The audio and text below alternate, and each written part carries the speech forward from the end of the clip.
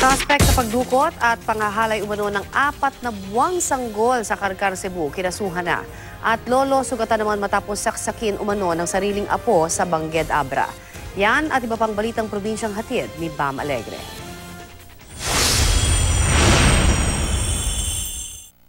Nauwi sa pananaksak ang masaya sanang inuman sa birthday party sa Bangged, Abra.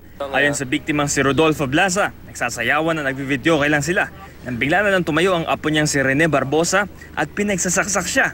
Agad na tumakas ang suspect matapos ang pananaksak. Naisugod naman sa ospital ang biktima at maayos na ang kalagayan.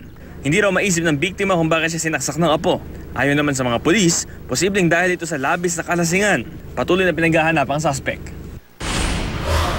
Kasong statutory rape at kidnapping with serious illegal detention ang isinampa ng pulisya sa isang lalaki sa Karkar City, Cebu matapos umanong mandukot at manghalay ng 4 na buwang sanggol.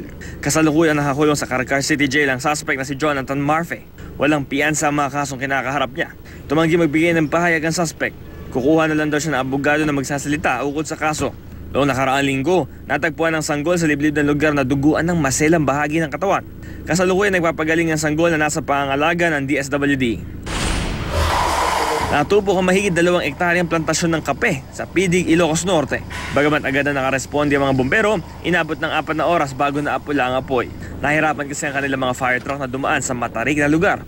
Mabilis din kumalat ang apoy dahil mahangin. Sugatan ng isang caretaker ng plantasyon at isang bumbero dahil sa sunog. Base sa paunang investigasyon, posibleng sinadya ang sunog. Bam Alegre, GMA News.